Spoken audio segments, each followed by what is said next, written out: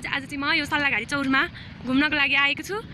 म चाहिँ अहिले भन्नुपर्दाखेरि दिनकै घुमि नै रहेको छु किनकि 2 गतेबाट म घुमि रहेको छु। सुसुम्ताकोमा गएँ 2 दिन अनि सुसुम्ताकोबाट पान्तली मन्दिर गएँ। पान्तली मन्दिर जाँदाको भ्लग त हजुरहरूलाई देखाइ नै सकेँ मैले। फर्स्ट टाइम मैले भ्लग हालेको थिएँ युट्युबमा, धेरै भ्युज आएन। अब यसमा चाहिँ अलि धेरै ल्याइदिनु होला।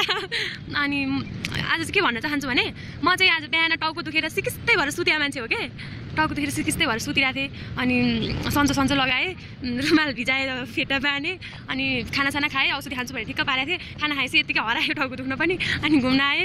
अनि आज चाहिँ घुम्न आएर चाहिँ सल्लाहघारी चौरमा यत्तिकै झ्याउ लागेर के गरौँ रुममा बस्यो भने धेरै ओभर थिङ्क गरिन्छ नि त, त्यही भएर अनि घुम्नको लागि आएको छु म चाहिँ। अनि म चाहिँ हजुरहरूलाई आज के भन्न चाहन्छु भने मेरो दिदी चाहिँ अब 19 दिनमा नेपाल आउँदैछ अनि त्यो कुराले चाहिँ म एकदमै धेरै एक्साइटेड भएको छु। अनि नेपाल आएपछि त्यो र म यहाँ जाने त्यहाँ जाने भनेर घुम्नको लागि अहिलेदेखि नै प्लान बनाइरहेको छौँ।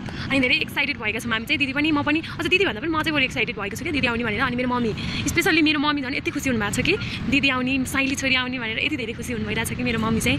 त्यही हो, म चाहिँ 2-4 दिनमा अब गाउँ जान्छु अनि गाउँमा गएर 10-12 दिन बस्छु।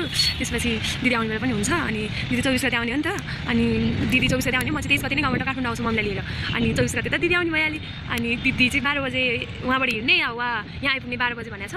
अनि 12 बजे चाहिँ यहाँ आइपुग्छ, हामी उहाँ 11 बजीतिर नै एयरपोर्ट पुगिसक्छौँ। अनि उहाँ पुगिसकेर म भिडियो बनाउनको लागि तम तयार भएर बस्नेछु। अनि दिदीलाई झ्याप्प अँगालो मारेर भिडियो बनाउने छु। त्यसपछि हाम्रो आयो खुसीको दिन, मेरो घुम्ने दिन आयो भन्दै म रमाउने छु।